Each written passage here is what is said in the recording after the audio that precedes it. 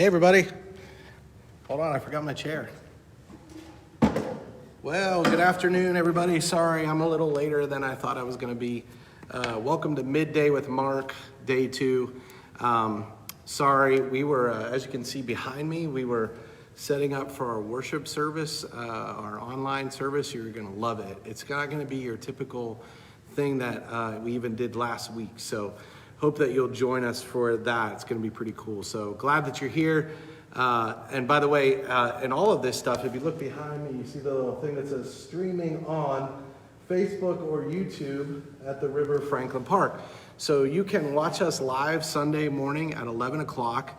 We will be streaming at 11 o'clock on both Facebook Live and on YouTube Live. So please join us at 11 o'clock on Sunday. But today on Midday with Mark, you can watch it here on Facebook Live, or you can also, I was looking on my phone to see if I could actually see myself on here, but if you're watching right now, say hi. Oh, there we go. If you want to say hi, I can read your comments and see your comments just to let me know that you are here.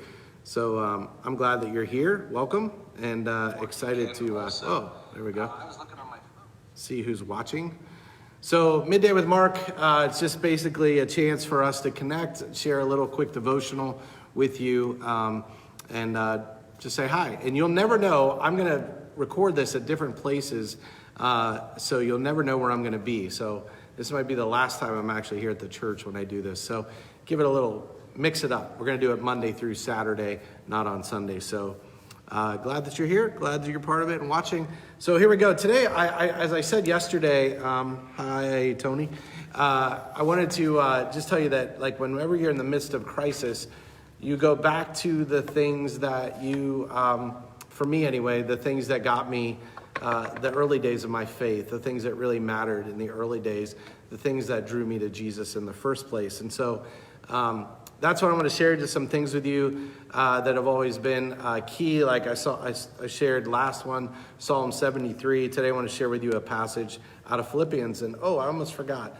If you are in the Pittsburgh area and you would wear one of these this is one of our church t-shirts. It's called Love God, Love Others, Love Pittsburgh. If you would like one of these and you plan on coming to visit the river at some time and you will wear it, please let me know and we'll try to get one out to you if you don't have one. And all you have to do is come by and visit the river, but I'll send it to you early. So how about that? So that's a deal. So if you'd like to wear that at this time, when it's kind of a crazy time going on in Pittsburgh, Love God, Love Others, Love Pittsburgh. If you want to wear one of those shirts, great time to do that. Hey, so I'm going to share with you a passage from Philippians really quick. This is one of the passages for me that's been one of the lifebloods in my life when I first came to know Jesus. And just thought I'd share it with you just so you can jump in. This is written by Paul. And Paul says this in the 3rd chapter of Philippians, where he's kind of giving you his resume. He says this, further, my brothers and sisters, rejoice in the Lord. It is no trouble for me to write the same things to you again, and it is a safeguard for you. And then he says, watch out. And he tells this whole part about watch out for people that will try to steal away your joy, try to steal away your faith, try to steal away your security in Jesus. He says, watch out for those people because they were legalists. They based everything on what you've done, where Paul is trying to lead people to experience grace. And see why this is such an important passage to me. When I came to Christ, I was a church kid. I grew up in the church, but I didn't really know Jesus. And so I had kind of this righteousness of my own where I thought if I just do enough good things and I don't do enough bad things, then I'm going to be good. But there's no joy in that. And I thought that, Christianity was about don't smoke, drink, or chew, or go with girls that do. And I found out that it wasn't anything to do with that it was all about the grace and love of Jesus and what God had done for me on the cross. And that, when I was just a couple days into being 20 years old, changed my life, became the rock of my life, was his grace and love for me. And the same thing happened to Paul. Paul is telling us here that he had a huge change and that God met him. And he says, so all the things I used to think were things I could build my life on. And he gives you that. He says, if someone thinks they have reason, this is verse 4 of chapter 3, if someone else thinks they have reason to put confidence in the flesh, I have more. I was circumcised on the 8th day. And so he's giving you his heritage. That's a Jewish heritage. I was circumcised on the 8th day of the people of Israel, of the tribe of Benjamin, a Hebrew of Hebrews. And so he's saying, I had all these benefits, all these things I could boast in. I kept the law. He says, regard to the law, that's God's law. I kept God's law. I was a Pharisee. I was one of the best. As for zeal, persecuting the church, in my job, I was amazing. As for righteousness based on the law, I was faultless. Paul says, I was a good person. But in all those things, it didn't bring me joy, and it didn't save me. And so Paul is telling us what saved him. And he says this, but whatever were gains to me, I now consider loss for the sake of Christ. What is more, I consider everything a loss because of the surpassing worth of knowing Christ Jesus, my Lord. And so he says, I consider everything else compared to Jesus and knowing him, I would lose all of that just to know him. And that's where I came into my life at 20. That was 30 years ago. But where Jesus became the one thing I wanted to know. And then he says this. He says, I want to know Christ, for whose sake I have lost all things. I consider them garbage that I may gain Christ. The word in the Greek there for garbage is actually the Greek word skubala, which literally means dung. It means dog crap, or I'm being polite. It means a little bit harsher than that. But Paul is saying, compared to knowing Jesus, everything else in my life is like dog crap. And he says, I want to know Jesus. And he says, I consider them garbage that I may gain Christ and be found in him. One of my favorite verses ever, that we are found in Jesus. That we're found in him. Found in Jesus. Not having a righteousness of my own. This is nothing that I did on my own. But that comes from God on the basis of faith. So my relationship with God is completely based on faith, and I trust him for my salvation, and he has done all the work. All I do is receive the gift, that free gift of salvation. And so Paul is saying how amazing this is. And he says, I want to know Christ. What an awesome, I want to know Christ. Yes, to know the power of his resurrection. I want to know the power that raised Jesus from the dead to live in my life and will one day raise me from the dead.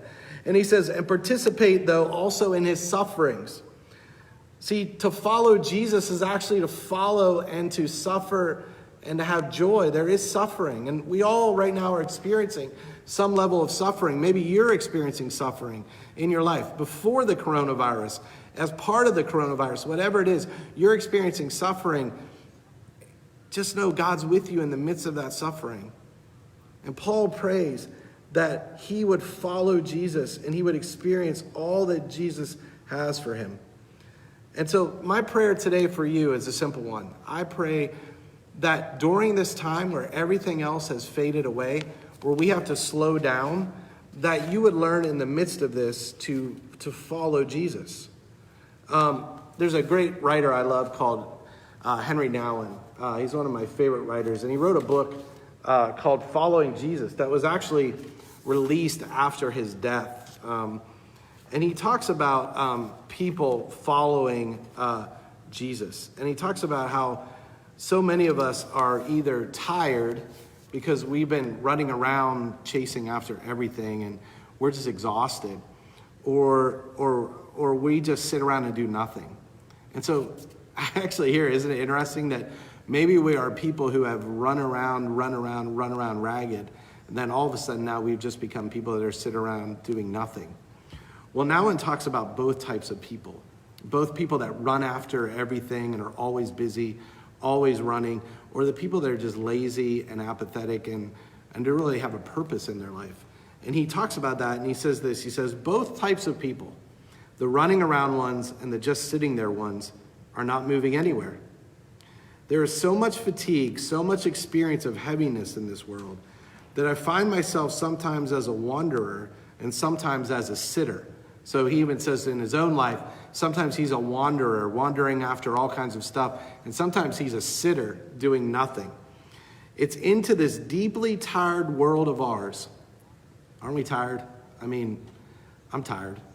I'm emotionally just kind of drained right now.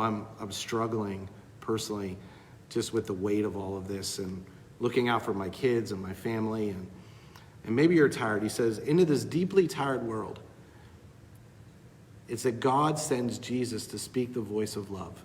And Jesus says, follow me. Don't keep running around. Follow me. Don't just sit there. Follow me. Here's my prayer for you. By the way, this is the book. Go out and buy it. Here's my prayer for you. That you would take this time where you have either had to slow down, or maybe you're a person who has just been sitting around. Jesus would say the same thing to both of you and to me. He would say, come follow me. Paul heard that, and Paul said, I want to be found in Jesus. I want to know Jesus. And Paul jumped headlong into that.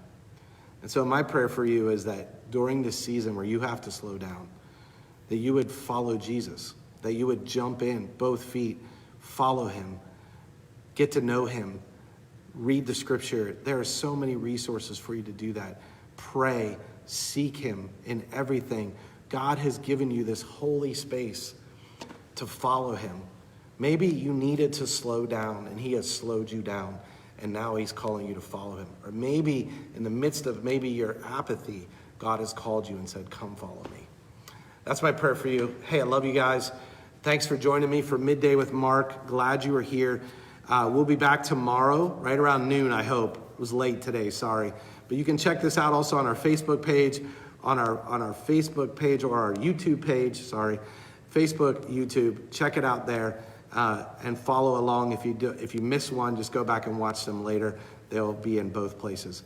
Take care, be safe, be careful, be smart, be wise. Don't be on the beach like the spring breakers, all right?